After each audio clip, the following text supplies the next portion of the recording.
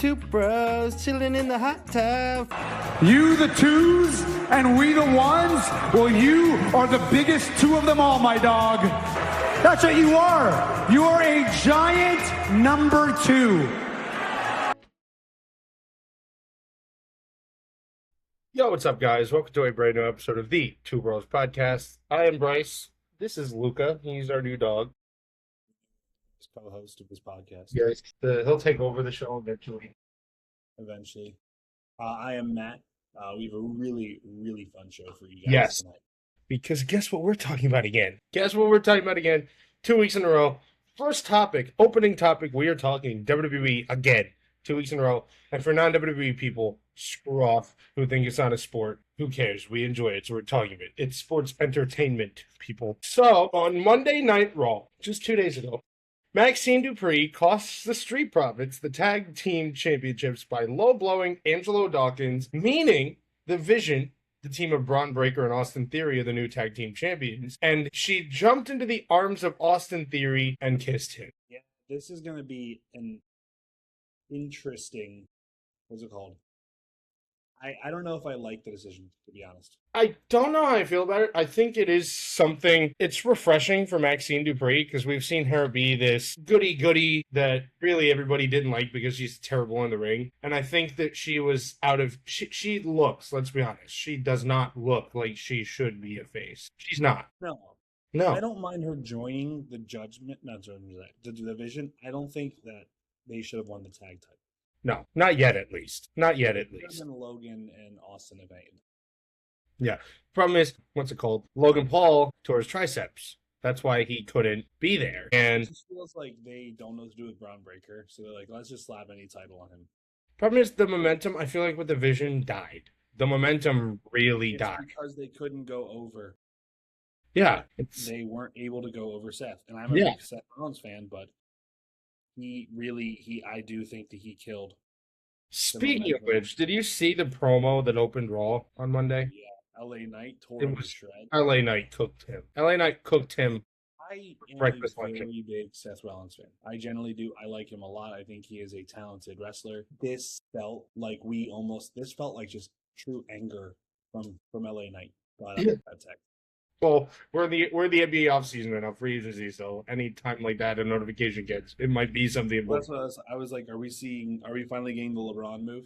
You see that he narrowed it down to, we'll talk about that later.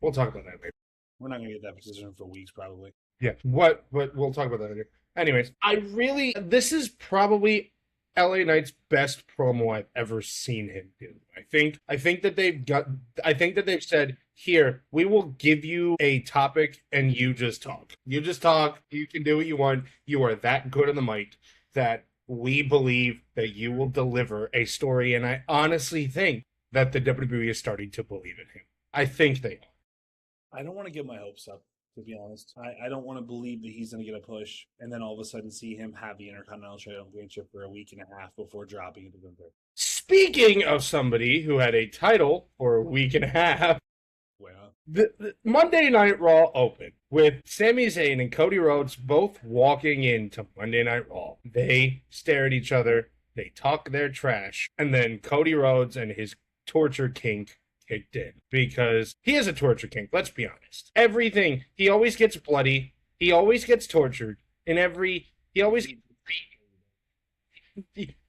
that's fair. But Gunther beat the absolute hell out of him, causing him to be medically not cleared to compete on Monday Night Raw, and it was in Chicago, and they needed a WWE Championship match still. So, when there's a big return in Chicago for the WWE or AEW back in 5 years ago, it's usually CM Punk. And it was CM Punk, and he returned in the main event after there was rumored that he was done with WWE because there was all this backstage heat with him and WWE that was founded to be not true as of all this. They were just waiting for the right time. And guess what?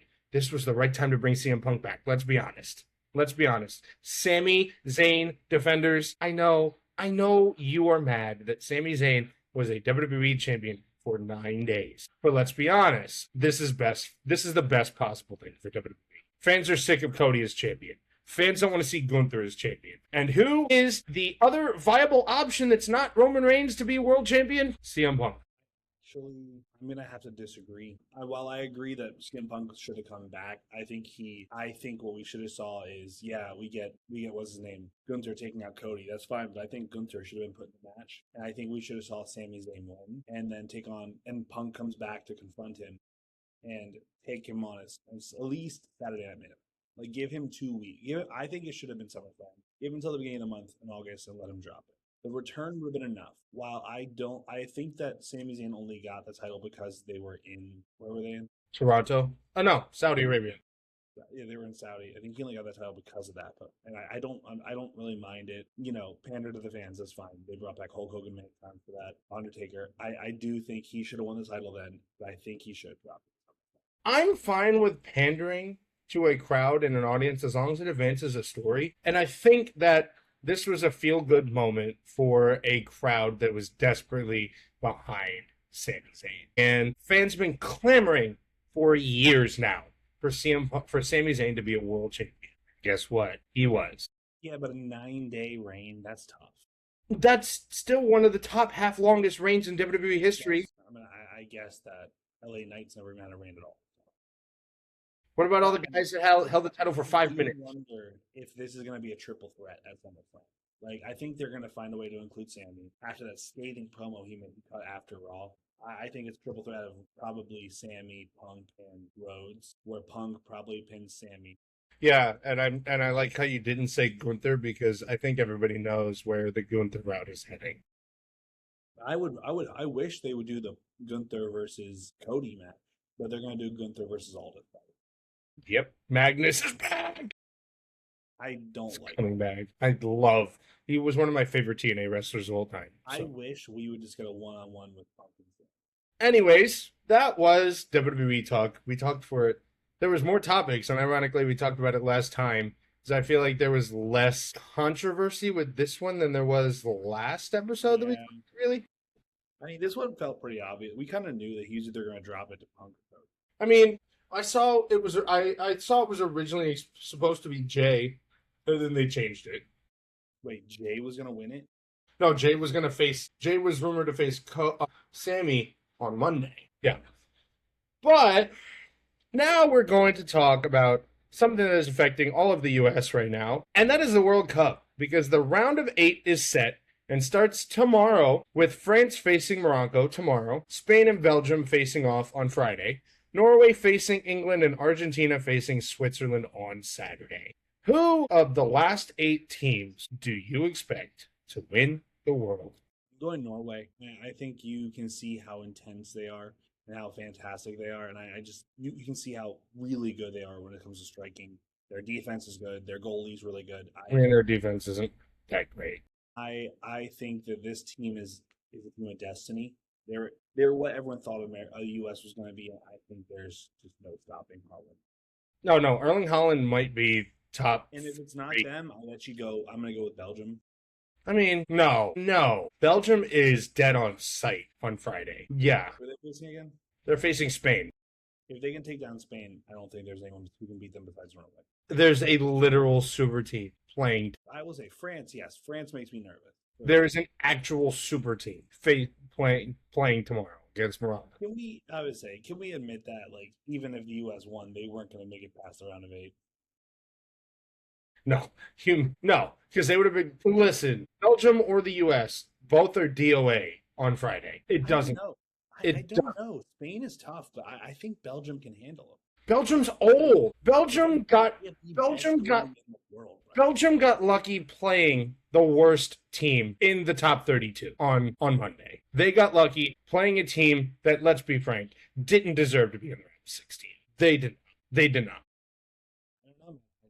I think I will say I do think that, like, everyone's expecting England and Argentina to move on. I think Argentina will. England's done. Look at their face. I do like France to move on. The Spain and Belgium one is a toss-up. Okay, so after Brazil's loss to Norway, Neymar confirmed that he is retiring from World Cup play. And Neymar, I'm pretty sure, was a last-minute addition to Belgium, or to Brazil because let's be honest, he's kind of fell off and he's not really that good anymore. Neymar is, He's but injured all the time. yeah. But what do you think about this? I mean, I think he has one of the greatest legacies of all time in soccer. There is no debating how great he was in his prime. He is just another person who is a victim of age. I think we've seen it from all the greats. They all fall off. A guy we're going to talk about next is not nearly as good as he used to be. Neymar had a great career. It's sad to see he never won the big one, but only one person. He did. He did? Yeah, he did. They won a World Cup while he was. You're right. I'm sorry. But, I mean, I think no one expected Brazil to be the team who's going to do it this year. Brazil's kind of fallen off. Granted, they have Vinny Jr., who's one of the best. They're just not as strong as some of the other countries going. Yeah. No. I think this does not take away from Neymar's legacy. I think, if anything, it just kind of feels like, I don't know, Carmelo Anthony joining a team, like joining the U.S. team when they lost.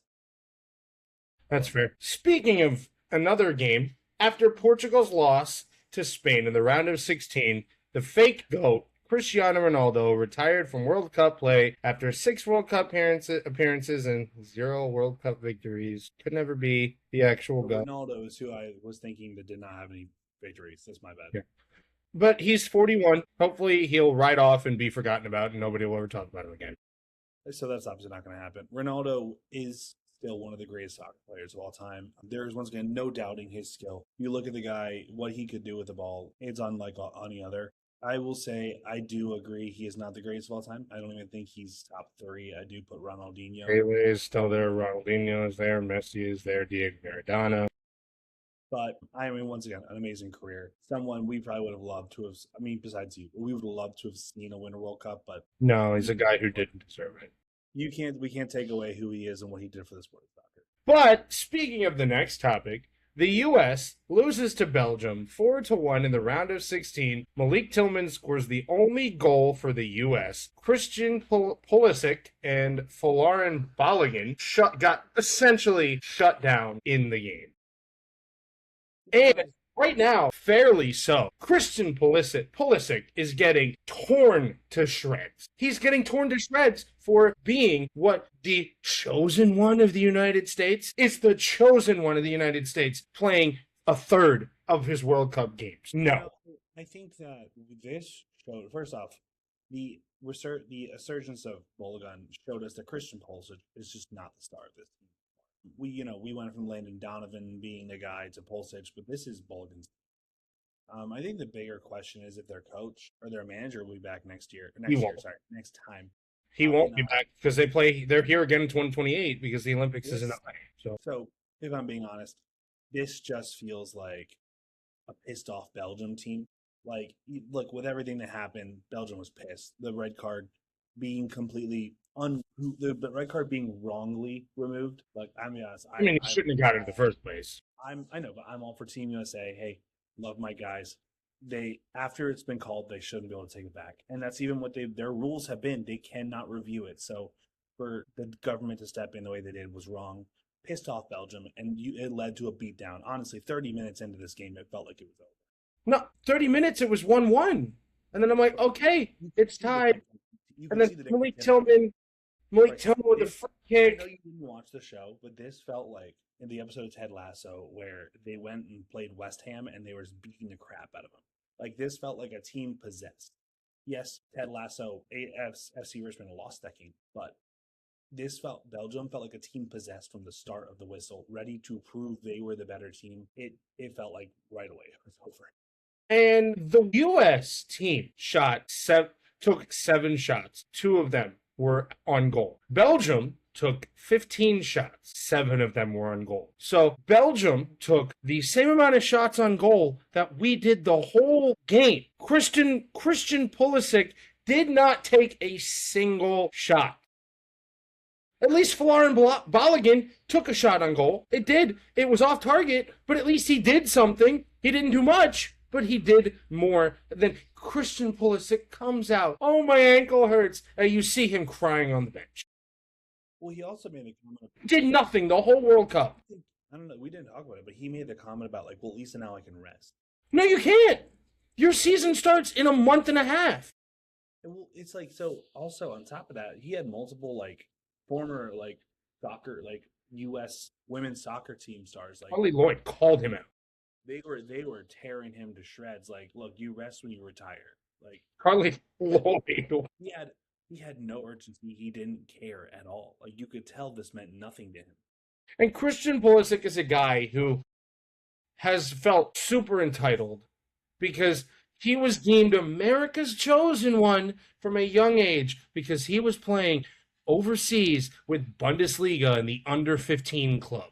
Yes, Now that's impressive. now he plays for what AC That's Milan. impressive. He's part of AC Milan, yes. He's making what? I think 25 million a year right now for AC Milan, who's not even the premier Serie A team right now in Italy. They did not win. They did not win their championship last year. And a year ago, he did not play in the Gold Cup. He announced he was not going to play in the Gold Cup to get healthy and prepare for the World Cup. And this is what you do? This is what you do? Nothing? And you're the US's star? You're the face of US soccer? You're the face? He's on Sour Patch Kids gummy bags right now. For what? You know what this game did? This game set US soccer back probably 10 to 15 years. It did. Because it just showed that all the inadequacies we have, it just doesn't matter. Because we're going to play scared. We are going to play. Listen, we're US athletes. US athletes have always prided themselves on being the most physically dominant athletes in the world. Look, football. Look, basketball. We know that we are the best basketball players in the world. We could send probably B teams over in EuroLeague, our backups over in EuroLeague and crush. 100%. We know that. It doesn't matter what. It doesn't like honestly. It does kind of blow my mind that we aren't that good at this sport. And I know we don't really care, but this could have been the year where we started to care. This shows why we don't care. This shows why this is going to make people still confirm about why are we caring about this. Why? Because when this happens and we show no effort, and then you have the US flopping and crying about getting hit the whole game. Well, granted, there should have been more stuff called, but they just let it play. But if you're gonna bitch and moan and complain, this is why Americans don't take the sport. We live in a perfect example of that. We went to a high school where our football team was atrocious, absolutely garbage. Most of the time, I remember there were seasons where they won a single game versus our soccer team was outstanding. Nobody Constantly made playoffs. We made it to multiple state championships, and I think you could find maybe 5 or 6 people in those seats. Yeah. Those were the best athletes in our school. You look at anyone, ask anyone, they were the best athletes in the entire school. Those are the same guys who were running it up on the basketball team, playing lacrosse. But no one cared. Yeah. And I get it. Like football is an enamoring sport. Basketball, baseball. There is something about soccer or football that like we need to recognize. I played goalies. I played soccer. I played. An outstanding goalie when he played. Yeah. He was very good. And I think that like we need to recognize that this was our chance. If we watched our team, first off, if we watched us even go to the round of 8 and lose, that's fine. That is setting the precedent. Or if we went to the round of 16 and fought and like lost 2-1 and like had we have lost admirably and given effort, then we would have been like, okay, there's a chance. The future of US soccer is bright. No. But to watch our quote unquote star do nothing and like kind of not care after he's nicknamed Captain America. And I'm sorry, how much has he done? I look at Landon Donovan as more too good. Pulisic has had two good pro seasons in his entire career. Look, once again, I'll take Landon Donovan or Tim Howard over him. Clint Dempsey. Oh, Clint Dempsey for sure. Josie Altidore. I'm sorry, he got punked out by Romelu Lukaku. 33-year-old Romelu Lukaku. Keep in mind. You can't. Like I can't. It's not even. This isn't even his team. This is very far from his team. Granted, and I don't think all the blame can be put on Pulisic at all, because what in the world was Matt Freese doing to allow the third goal? What in the world was he doing out of position that far out when Belgium were... What's it called? He comes out of the goal. He goes to kick the ball, kicks the ground instead, and trips. And Belgium scores a goal. And let's be honest, Tim Ream will not be defenseman for the U.S. in 2028. Weston McKennie will not be on this team. There are 3 guarantees that will be on this team next. Well, 4. Weston McKennie, Folarin Balogun, Christian Pulisic, and Anthony Robinson. That's it. And I know we're calling out Pulisic a lot, but you're Deserves right. so, because he deserves He's it. gonna be on this team.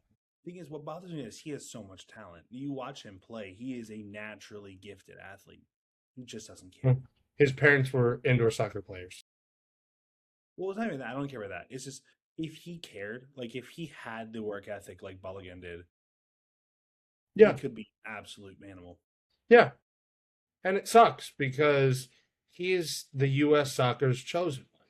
What other country can say that they don't have a superstar as their best player? We don't. We don't. We don't. We have like a 4th or 5th tier player as our star. And we made it this far. Like we made it this far. Yeah, but this is usually how far we make it. We don't make deep runs. This is our first time going to this round of 16 since 2002. We haven't. The U.S. has not had a top 3 finish, and we've done it once since 1930. 1930, we finished top 3, and we haven't done it in 96 years. It's not going to happen because of this garbage effort that we saw. We spent enough time on the World Cup. I'm sure we're going to get a lot of people pissed off at our take. I think there's a lot of people who are just blindly defending the U.S. team. But we never said, who do you think's going to win it all? Who do I think? I think it's hard to argue with the actual, probably the greatest, most dominant World Cup team we've ever seen in France. I think France is going to win.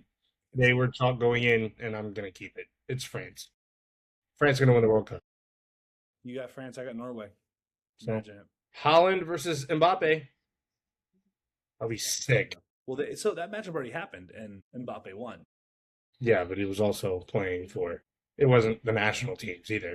No, it was this. It was in this World Cup. It was in the group round. I forgot it was the group round. France won. That's But right. I think that's a chip on Norway's shoulder. Yeah. But one last World Cup topic, because Messi scored goal number 8 in the World Cup and is the leader this season, or this World Cup in goals scored. He's the GOAT. He's the GOAT. He is the GOAT. I don't think he's been the best player in this World Cup, but like I don't think goal scored equates to that. I think we all know Haaland has been the best player in this World Cup. I think how he's influenced the entire game around him. Also, I think Erling Haaland is becoming one of the most likable athletes in the entire world. Gosh. His Snapchats. Yeah, his social media is just insane. Did you see the video of him getting scared by himself eating? That was AI. Oh, it was? It was AI, yeah. Oh, I'm going to get scammed when I'm older. That was AI. I really thought that was real. I work in IT. God, that's good AI. That's very good. Not gonna lie. I was saying, it did look weird how he was eating. I was like, why are his cheeks so big? It was AI, that's why. It makes a lot of sense. Oh my gosh. But no, I think it's clear as day. I don't think there should be a single question. Messi's the GOAT. Erling Haaland might be the face of football for years to come because he's only 25. And he's, you know what he is? He is Noah Syndergaard if Noah Syndergaard didn't fall off. That's exactly what he is. That's what he is. He's such a likable guy, too. But anyways, speaking of Noah Syndergaard, we're going to talk about baseball because the MLB All-Stars have been announced. The AL team consists of Shea Langoliers at catcher, Vladdy Jr. at first, Ernie Clement at second, Junior Caminero at third, Bobby Wood Jr. at short, Mike Trout, Byron Buxton, and Aaron Judge at outfield, even though Buxton and Judge probably will not play due to injury. Jordan Alvarez at DH, Brian Baker, Dylan Ceaser, Aldis Chapman, Jacob Latz, Parker Messick, Drew Rasmussen, Joe Ryan, Cam Schlittler, Cade Smith, Ranger Suarez, Lewis Farland, and Michael Wacha at pitcher. Cam Schlittler, by the way, is leading the AL right now in ERA for the Yankees. So, Ranger Suarez has turned it around after his horrible start with Boston. Dylan Cease just almost got a no-hitter tonight until the 9th inning, when I'm pretty sure someone on the Giants, hit him, not like actually hit him, but hit off of him in the 9th inning. And Aroldis Chapman, even though he's 37, still throws 100 miles an hour. And Michael Wacha is Michael Wacha. He's just really good. Who do you probably don't know any of these right now. Hey, I know Aaron Judge is. You don't know who Shea Langeliers is? Of course not. I don't watch that much baseball. He's the best I know catcher in baseball, right? Aroldis Chapman is. He's the best catcher in baseball. I just don't watch much baseball. You don't know who Vladdy Jr.? Of course I do. Okay. I know Mike Trout, Aaron Judge, Aroldis Chapman, I don't know Byron Buxton. Drew Rossman sounds familiar. I forget who he was, but I typed all these yesterday. But so you have no real takeaways on Joe Ryan's Minnesota pitcher for the Twins.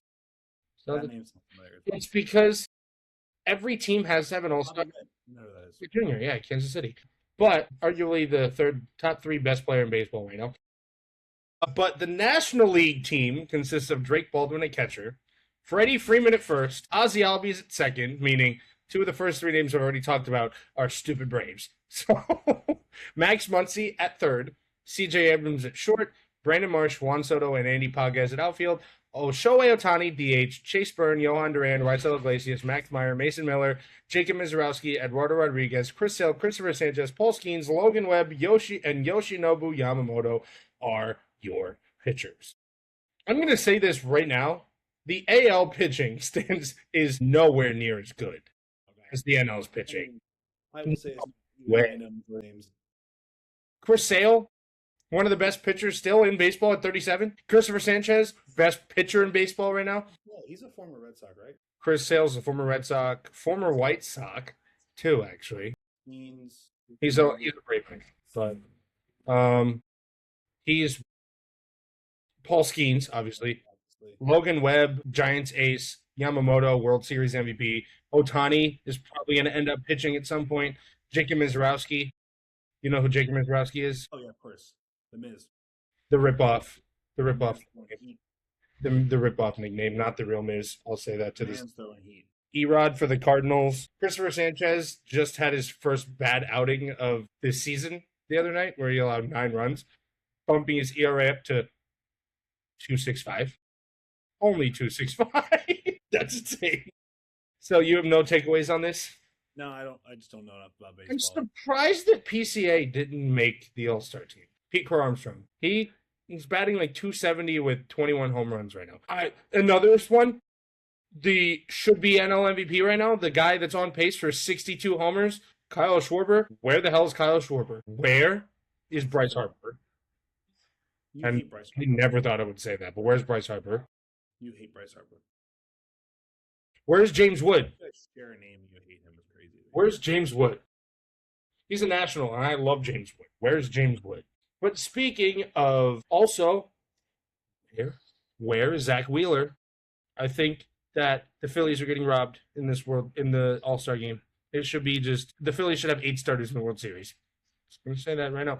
But now we're going to talk about the NBA, the big topic, because I forgot to write the NFL division prediction, so we're just going to do that next week. Next week we'll be doing the AFC West. Yeah, AFC West. So we're going to go AFC or NFC, AFC, NFC, AFC, NFC, AFC. We did NFC West last week. Yeah, because we did NFC West last week, so next week we'll do AFC West. But Rich Paul stated that LeBron James will start talking to teams this week, and Shams reported today that LeBron has narrowed his list down to 5 teams. And he also talked about the front runners, the 3 front runners. I'm pretty sure it's Miami, Cleveland, and I think it's Philly. Yeah, Miami, Cleveland, and Philly. What's your takeaway on this? I'm so tired of hearing about this. I could care less at this point. I don't care where he plays. He could play for the Guangdong Tigers. All I care. He's the greatest CBA player of all time. But Speaking of the Cavs, or what? Well, where do you think he's actually signing? Where? Philly. I think that's a scary. After the Jaylen Brown trade, I think, and I was reading that Windhorse believes it's either Cleveland or Philly. It's gonna be sick for you. You get to go see LeBron in Philly. Oh my gosh, you think I can afford to go to those games? We went to Kobe's last game in Philadelphia. Yeah, but this is LeBron. LeBron's a bit more marketable. What? No way. Well, maybe he is, but anyways, though Donovan Mitchell signs a 4-year, $273 million extension to stay with the Cleveland Cavaliers. What is your takeaway on this? I think you can see by my face. I hate it. I It's do his like. third extension with Cleveland, I think. I think second. Oh, I yes. like extending him. I understand keeping him till pretty much the end of his prime. To pay him $70+ million for the last 2 years of his contract when he'll be 32 and 33 is what upsets me. Because let's just say you do bring him in, right? So you re-sign him. You're gonna end up having to give James Harden money. You're probably gonna get like 27 to 28 million a year for him. At some point, Evan Mobley's going to need his extension. Realistically, we're going to see a nice production pickup from someone like Jalen Tyson, who's going to need to get paid, or you're going to end up losing guys. You're going to have to trade your your depth just to continue paying these guys. And I'm sorry, Donovan Mitchell's not a 1A. Donovan Mitchell is not He's a a second option, but you he's can't not- pay a second option 7. Donovan Mitchell's not a superstar that's getting paid. Like a He is a superstar, but he's a lesser version of Jaylen Brown in Boston. Jaylen Brown in Boston was a 1B to Jason Tatum's 1A. In my opinion, Donovan Mitchell is a number 2 being forced to be a 1A. Yeah, that's true. And he's just not. That's I'm true. cool with that. If Donovan Mitchell's your number 2 guy, I feel very good about the team. If they were going to do this, they should have traded for Giannis. Yeah, I agree. 35% of their cap space is being taken up with him alone. Did you see that Giannis is wearing number 7, by the way? People are pissed because they already started buying their number 34 jerseys. That's their mistake for not waiting. I think Tyler Hero's wearing 42. That's if he's still in this team at the beginning of the season. Who knows? But now we're going to talk about my favorite team because the Lakers were busy the day after we did the podcast. The day after we recorded the podcast last week. Because, well, this one happened this week, but the Lakers trade DeAndre Ayton to the Wizards for Jaden Hardy, a 2031 and 2032 second-round pick. What do you think about this? I like that. I think everyone knew that DeAndre Ayton just was not a good starting caliber center for them. People are mad right now. Wasn't going to start. Was that? People are mad right now about this trade. I think it's a great move, especially because the move we're going to talk about next. I think he was never Why going people are mad. I think he didn't fit this team. And I think that he did not work with what they're looking for. And moving him to Washington, first off, will let him. He probably is going to play a little bit. We know Anthony Davis is injured all the time. Alex Sarr will probably slide to the 4. DeAndre Ayton will play at the 5. Also, I really like this a lot for LA for 3 reasons. First off, yes, you get rid of DeAndre Ayton. Second off, Jaden Hardy is really good. And then these picks are valuable. Whether you're going to trade them or use them, they're important picks. You got a good young player and 2 good picks. Especially because, they don't have any first-round picks because of something we're going to talk about later with them. But the move that they did after they traded DeAndre Ayton was they signed Kevon Looney for 1 year and $3.9 million. And I love this. He's a 3-time champion, I believe, with the Golden State Warriors. Pretty sure he won 3 rings with Steph Curry. He's a great backup center. There's probably not a better backup center in basketball. I think Mitchell Robinson. Well, Mitchell Robinson is going to be a starter. No, Mitchell Robinson is a starter. Yeah, he's going to start with Nimi Skata. Even though they both got paid, Mitchell Robinson's better than Nimi Skata. But I like this move. He's a solid backup who's going to give you starter minutes if need be. But he's not going to light up the stat sheet. He never really did with Steph Curry anyways. But that's really not what he needs. That's really not what he needs to do. This is a great pick and roll lob threat for Luka. And Luka is kind of assembling his team that he publicly asked for the Lakers to do because they signed Colin Sexton for a 2-year, $19 million deal. What do you think of this? Is Jersey back there? Isn't he your jersey back there? Isn't he your jersey? Colin Sexton. Yeah. For those of you who forget, he did start his career with Cleveland. I bought that jersey because it came down to him or Darius Garland, and I was like, I think they're going to keep Colin Sexton. I was wrong. No, neither one. And then they traded him. Wait, you bought a Darius Garland jersey? I did buy a Darius Garland jersey, and they traded him. Yeah. So don't buy a Jared Allen jersey. No. Don't buy an Evan Mobley jersey. But, no, I think he's an amazing player, a really good spark plug off your bench. I like him and the other 2 signings you're going to talk about. for the bench and just what they're going to bring to the team overall. Honestly, I love Colin Sexton. He's going to be a spark plug. He's a scorer. And right now, this team has no shortage of scoring. I'm just wondering where the defense is going to come from because they don't really have a lot of it right now. Granted, Austin Reeves and Luka are not as terrible of defenders as people think they are, but they're still not world beaters on defense. I mean, my worry about this is Jared Vanderbilt is basically the best defender on this team. I don't know. There's another guy who they got. We're going to talk about later. But I think the most underrated move they did was signing Sandro Mamukelashvili. I think 4-year, $52 million to be a great playmaker, a great spot-up shooter, a good pick-and-pop player for Luka, a good pick-and-roll player for Luka. He's a good passer. He's a good rebounder. He's okay on defense, but this is probably Luka's number one target that he wanted. I think this is Luka's number one target because he plays the type of basketball that Luka loves. He is like Maxi Kleber in Dallas. He's like Markieff Morris in Dallas and in LA. That's exactly what he's like. He's kind of like Dorian Finney-Smith if Dorian Finney-Smith could dribble and pass. If he could score. Yeah. Yeah. I But mean, Mamu was giving the Raptors 10 plus, maybe about 10.4, I think it was, points per game last season. on limited minutes too. A So pretty good rebounder. You ended up seeing him being one of the more important players in that Cavs series. As a Cavs fan, I was watching the games and you saw how he extended plays really well. He kept the ball moving and also became an option that they had to really focus on. Him and Colin Murray-Boyles made the Cavs' lives a little miserable. Mamu is going to be a great fit with this team. I think he is another really good lob threat for Luka, but also someone who can space the floor as well. And I don't really get the outrage that Lakers fans are having with the Lakers offseason so far because I feel like Lakers fans should be rejoicing. They wanted LeBron James gone.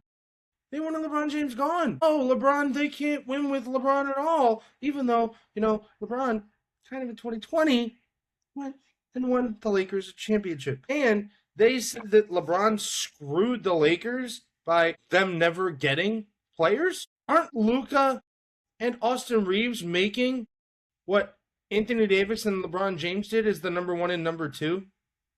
I'm pretty sure they're making the same amount of money. And what are they doing with Luka that they didn't do with LeBron? The Lakers, since LeBron left, have been spending money. The Lakers under LeBron didn't want to spend money. And that's proven when, after 2020, Rob Pelinka just blew the team that won the title up. He just said, no, we're good. We have our ring. I don't need to keep this team. Nope, we're good. And this team has never looked the same since. They don't. And this is the team that Luka's building, and I think they're going to win. I think it's going to work out.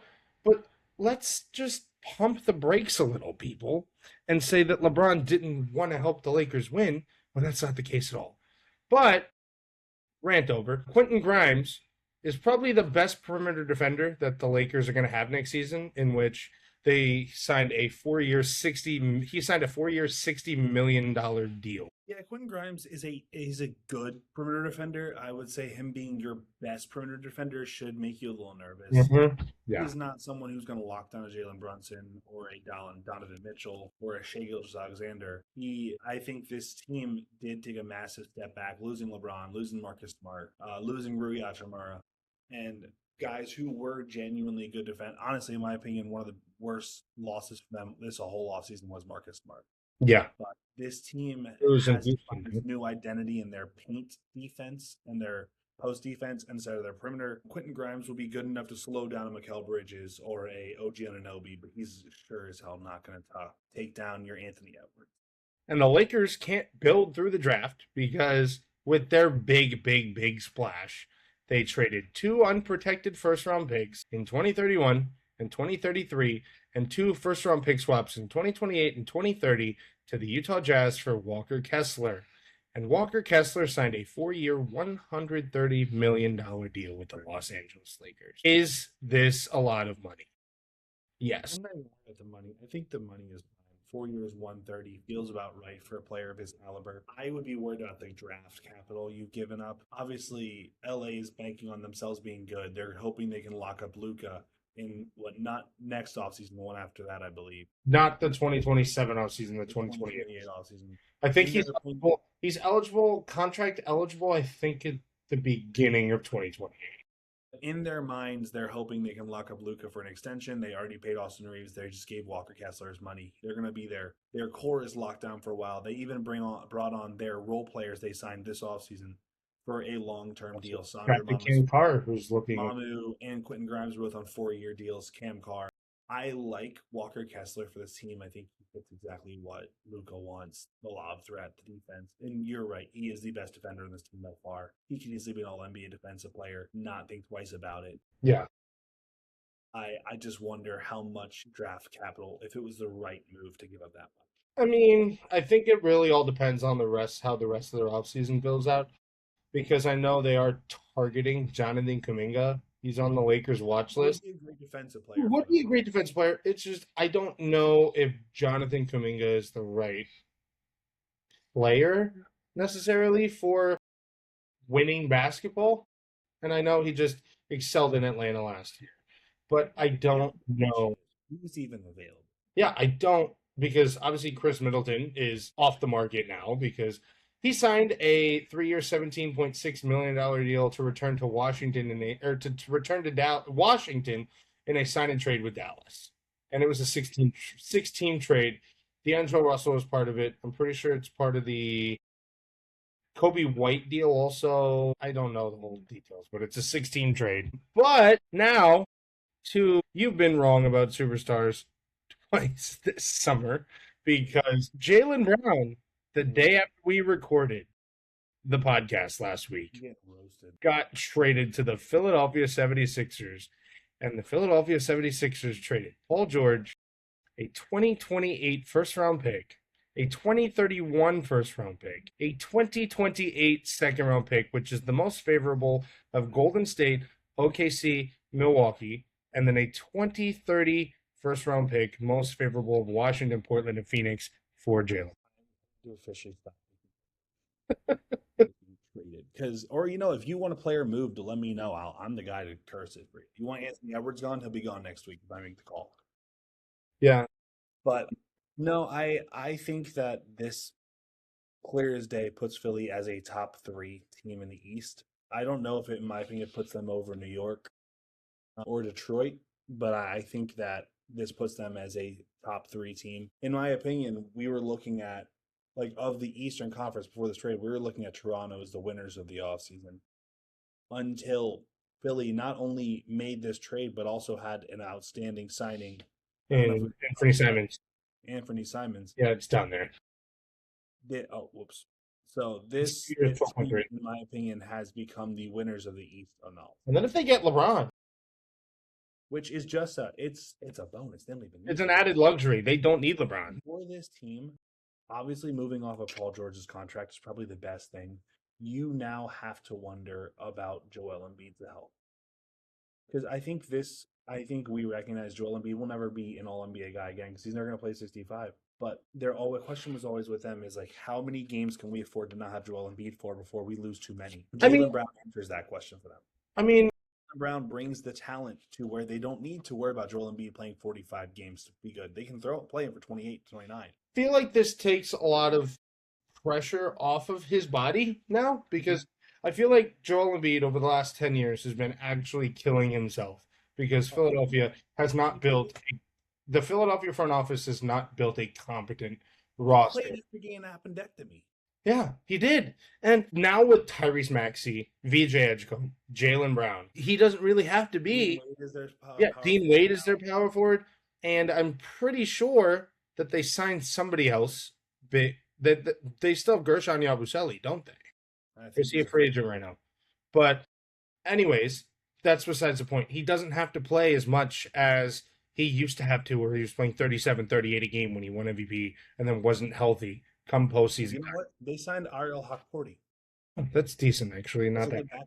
But Joel Embiid does not have to play as much as he would normally have to because now he can kind of play like maybe 29, 30 minutes a game and be healthy come playoff time. And he's not putting 37, 38 minutes a game on his body anymore. I guess a question for you is who is the number one on this team?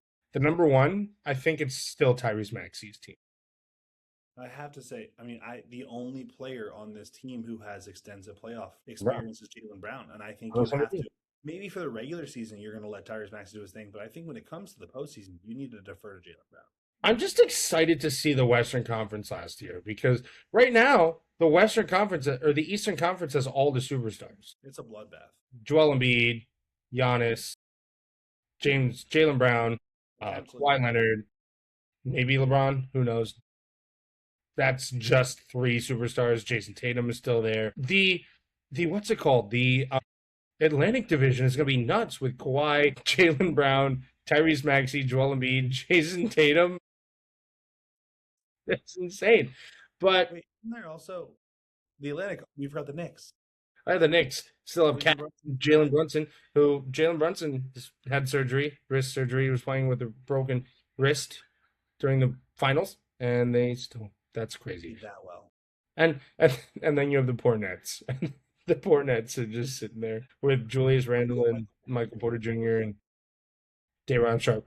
Move over LeBron. Good. Michael Porter Jr.'s here. Yeah, move over LeBron. You can go home. Michael Porter Jr.'s here. You know what I thought about? That tweet saying LeBron's almost done when he was like 30 something. I know. Somebody in 2015, LeBron just turned 30.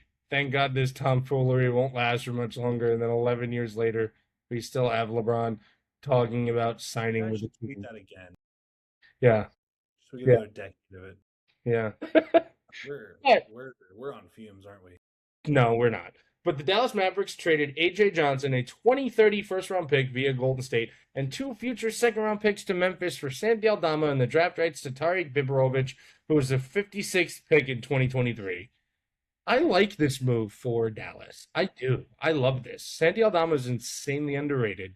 He's a guy who's going to play decent defense. He's a good stretch 4, and he's going to rebound and pass the ball really well. And it's going to be a guy for Coop to just dish out to alongside Kyrie coming back. So this team has a bright future.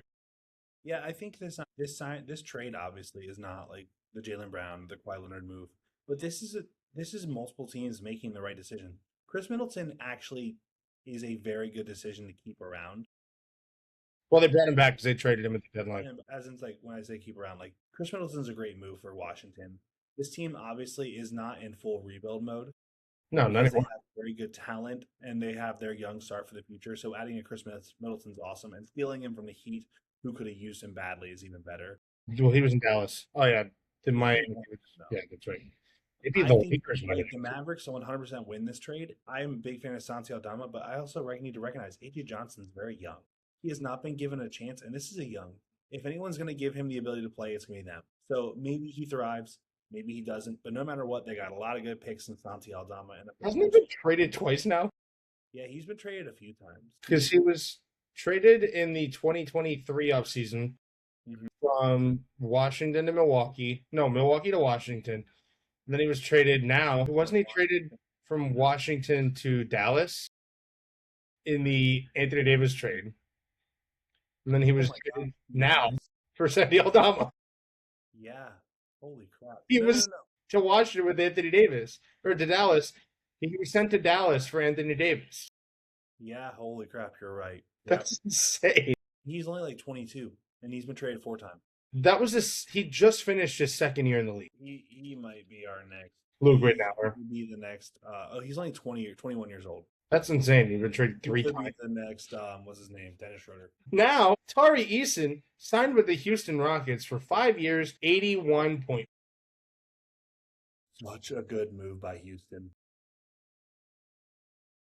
I don't know exactly with his team, and I'm sorry. I really think with how cheap he was, I think the Lakers should have splurged and got him instead of Quentin Grimes. The defense he brings, no, a better fit. I don't know why I'm confusing with Jabari Smith Jr. I don't know why I'm big time. Yeah, no. Tari Eason's an elite shooter and an outstanding defender. I think the fact that you give him 1 more year and it's $81 million, I actually go with. Apparently they couldn't afford $16.5 million a year instead of 15. I'm But telling you, he would have been an absolute tank to put next to Luka. The guy can hit, the guy can shoot, and dear God, I would trust him to guard anybody. I think it's a little too much, personally, because the Rockets are kind of strapped for cap space, and also they may be trading Kevin Durant this offseason. I like what the Rockets are doing. They're continuing their identity of defense. With Amen Thompson and Tari Easton being your guys, holy crap, no one's scoring. Your wings and your backcourt are not scoring the ball. What are you doing back there, Tortellini? Now, I understand Şengün is just not that good of a player. Jabari Smith can guard multiple positions, not the best. Fred VanVleet, Kevin Durant is still pretty good at defense at his age. Who may not be in Houston next year. I think he probably. I'm going to do it again. I'm going to jinx us. I think he will. I think there's just no feasible trade for him right You now. heard it here, which means the Kevin Durant trade's going to happen tomorrow. I think that if he gets traded, he goes to Detroit, but I just don't know what they move for him. What, Ron Holland and some picks? I mean, what? That's right. They can't trade Tobias Harris because he's a San Antonio. How about that? Unless we see a potential Jalen Duren move, but that doesn't work with them. Jalen Duren for KD and Alperen Şengün and a bunch of picks. Oh no, Jalen Duren's not that valuable. It'd probably be Jalen Duren, Ron Holland, and a first rounder for KD. You slide Şengün to the 4, let Jalen Duren. Oh my gosh, that team would be good. That team is scary with Jalen Duren. Wait a minute, Houston, do that right now. Yeah, Houston probably make that call. Houston, listen to this. Do it. Do it. The jinxer of trades is telling you to do it. Oh man, if KD gets traded tomorrow, I'm gonna cry laughing because we also always upload these clips after the trade happens. So it's like, ugh. So it looks like we're saying it wrong, even though it already happened. But we record this stuff literally before everything happens. We either record Tuesday or Wednesday. Well, we're recording on Wednesday this week, but we usually record Tuesdays, and all the stuff usually happens on Wednesdays. So, but now we're going to talk about another trade because the Hornets trade cash consideration to the Rockets for Dorian Finney-Smith and 3 future seconds.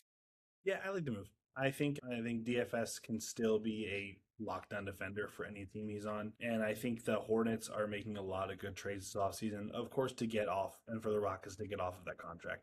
This is a win-win for both. They had to throw in picks to get off of that contract. I'm pretty sure the Hornets have, over the next 8 years or something, 30 second-round draft picks, I think.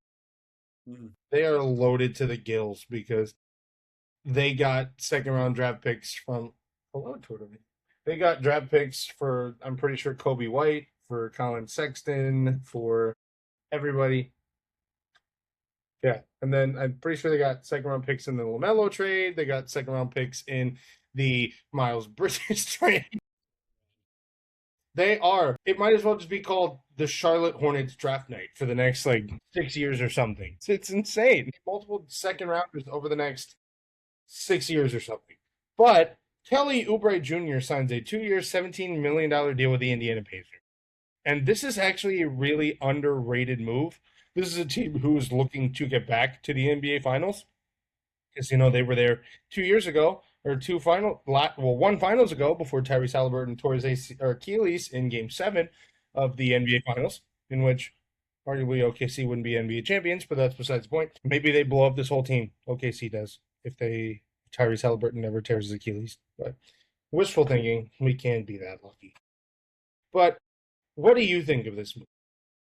Yeah, I like what you said. It's a very underrated signing. Kelly Oubre is a really good scorer and a very good defender as well. I think he is your prototypical 3-and-D wing. So I like what he brings to a team that is already very good. Yeah. Lose out on their draft pick because of a risky trade, but got Ivica Zubats out of it. Really, they don't look like they have any weaknesses anywhere. You have Tyrese Halliburton, who's a top 5 point guard in the league. Andrew Nembhard, who is a really good shooting guard. Now you have, instead of Benedict Mathurin, who you traded away, you do have Kelly Oubre, who slides right in, Pascal Siakam, and then to top it off. It's going to be a playoff team at the minimum next year. It will be. Look at their very deep bench as is. This is going to be, in my opinion, a top 5 seed in the East. I don't think they're going to be a top 4 because obviously Miami, Boston, Philadelphia, Miami's a 6 or 7 seed Toronto. But even then, you have Miami, Philadelphia, Toronto, New York, Boston. 4 of the 5 Atlantic teams are going to be 4 of the top 5 teams in the East. And then you have Miami. And then you have maybe Indiana, Cleveland still. The East is going to be scary next year. The East is going to be absolutely insane and scary next year. Oh, there's okay, never mind. It's nothing. I thought it was Shams. No, I thought it was Shams. Never mind. But anyways, now we're going to talk about Rui Hachimura because he signed a 2-year, $28 million deal with the Los Angeles Clippers. And this Clippers team is not looking as bad as everybody thinks they're going to. No. They lost Kawhi, but they still have Darius Garland. They got Brandon Ingram out of that deal. They now have Rui Hachimura. They lost John Collins, but he wasn't really that big of a piece for them anyways last year. Of the Clippers team the year before they traded for Kawhi. That Lou Williams. Talent and good veterans on the team. I do think that we're going to look at Brandon Ingram and Darius Garland as probably a 2-year max. I don't foresee either of them being on the team after next season. Either not like the season after next. You don't think Darius Garland's their long-term answer at point guard? It depends on how Keaton Vogler's Well, Keaton Vogler could play off Darius Garland. I understand. Darius Garland's already 27. I think you kind of have to recognize this team is about 5 or 6 years away from being very good. Kobe Sanders is a guy you want to give run time to. Yeah. Once again, Rui Hachimura, I do think you're going to see this team being a minimum play-in. I think this is going to be a much better team than we expect. And these draft picks that we're looking at heading over to OKC are not going to convey nearly as well as everyone expected. The moves they've made this offseason, and I really like Rui Hachimura the most of all of them. I think he brings a level of professionalism that any young team needs, and also just good scoring, good rebounding, good facilitating, good defense all around. He's just a very good player. Deep playoff runs, too. Multiple deep playoff runs with the Lakers. But now we're going to talk about the Memphis Grizzlies because Quentin Post officially signs a 3-year, $30 million deal because Golden State didn't match it with the Memphis. What are you thinking by giving him 3 years, $30 million? Quentin Post is actually not that bad. I don't think he's bad, but what has he done to deserve 3 years, $30 He's million? a stretch 5 who averages 9 points a game. 2 seasons, 7.7, shot 33% from the 3, 4 boards a game, and he's 7 foot tall. Then his rookie season, 8.1, 40% from 3 is good, 3.5 boards. Yeah. Then a block each season. Brooke Lopez got $25 million by Maybe he can develop and grow into that kind of player, but I just don't understand what they're doing. I think he is. This feels like an overpay for a player they probably could have got for like $7.5 million. And Golden State would have matched any lower offer. The Golden State would have matched any lower offer. That's the thing. You pay him $10 million, Golden State doesn't match it. And if he plays well, who cares? It's a tradable contract. It is. I don't know. I just don't know if I'm keen on teams signing players to be tradable contracts. You know, I don't think they signed him to be a tradable contract. They signed him to bring value to them. And if he brings value, who cares how much they gave him? But Andre Drummond, because the Knicks found their Mitchell Robinson replacement because they got Andre Drummond on a 1-year, $3.9. Drummond's not nearly as good as Mitchell Robinson now. But offensive rebounding, he's really good though. Yeah, but if you want a guy who's very similar to Mitchell Robinson, they got him for what, $11 million less a year than Mitchell Robinson got in Boston. They got him for 4 as opposed to $15.6 million. Like you'll take that move any day. Like yes, and I think that cost. What? You got to want a vet's minimum. Yeah. I think you look at how good of a player Drummond was the last 2 years. You're not expecting him to be a world breaker. No, you're not at all. Being a backup to Cat and a not nearly as good a defensive player as Mitchell Robinson, but he's going to rebound that ball. That's what he's done his best his entire career, and that's what he'll continue to do. Yeah, and we've seen him play in person when he was with Detroit with Blake Griffin, and they played the Raptors with DeMar DeRozan. Not much of a hustle guy. No, DeMar DeRozan wasn't there. No. DeMar wasn't there. The dog's going out for a walk again. Going out for a walk? What? You know, DeMar might have been there. DeMar was there because before the Kawhi trade. Yeah, that was like 2017. Because Blake Griffin, it was the 2018-2019 season. Because DeMar had probably the best game of all the superstars. Yeah, he did. And remember we were critiquing Detroit, how they looked like they didn't care. Drummond was just playing like he didn't care. But I think that Drummond realized that he was a superstar at one point who just, quite frankly, didn't give full effort. Now he actually has developed a jump shot, and he is a decent three-point shooter. He's still arguably a top 2 or 3 offensive rebounder of all time. Still is. Yeah, all time. And that is with guys like Bill Russell and Dennis Rodman and Kareem Abdul-Jabbar and Bill Russell. I think he's up there amongst those guys with offensive rebound. You said Bill Russell twice. Bill Russell, Kareem Abdul-Jabbar, Will Chamberlain, Dennis Rodman. He's up there with those guys. He's up there with those 4. He's somewhere in that category with them. Maybe Wilt's the greatest offensive rebounder of all time because Wilt's the greatest rebounder of all time, but that's besides the point. 50 rebounds a game. Yeah, it's hard to average 50 rebounds a game and not be the greatest rebounder of all time. But Anthony Simons, this is the deal we talked about earlier, because Anthony Simons signed a 2-year, $12.3 million deal with the Philadelphia 76ers. What? I know you talked about this briefly earlier, but what is your actual takeaway on this? Yeah, I think Anthony Simons brings a lot to this team. We saw him how this is the player that he was in Portland, and then the player he was with Boston, and then the half the season he was with Chicago. There is no doubt about his ability as a scorer. I think we all know he's a very good scorer. He brings a lot to your team. One thing that people don't recognize about him is he is a very good floor spacer. He is. He moves very well off the ball. Mm-hmm. So I think for a team like the Sixers who are ready to contend, who are ready to battle it out, I think a guy like that who can be a spark plug, who can give you 20 on a random night, but on average about 15 to 17 on the bench, this could be one of the home run deals of the offseason, getting him for $6 million a year. $6.15 million a year. That's insane. For a guy who could get you up to 17 a night off the bench and can be a spot starter if needed on a team that's always injured. I love this signing. No mind. Absolute home run. And I thought he was destined to go to Miami. So I think he's going to get way more money too. For Philly to poach him for this crazy low contract feels just. Yeah. I thought he was going to be a 10 to 15 million a year guy for sure. Because again, as you said, he's a 15 to 17 point per game scorer at the minimum. What did he average? 21 last year with Boston? I'm pretty sure he averaged 21 with Boston last year. I'm pretty sure it was 21 with Boston. But speaking of which, we are going to talk about the last team because Washington made that sign and trade earlier.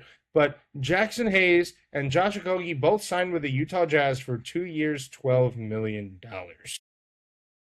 What do you think this does for the Jazz? Josh, I think the Jazz are just kind of trying to fill out their roster right now. I think they recognize that they're in a full rebuild. Like you are not in a full rebuild.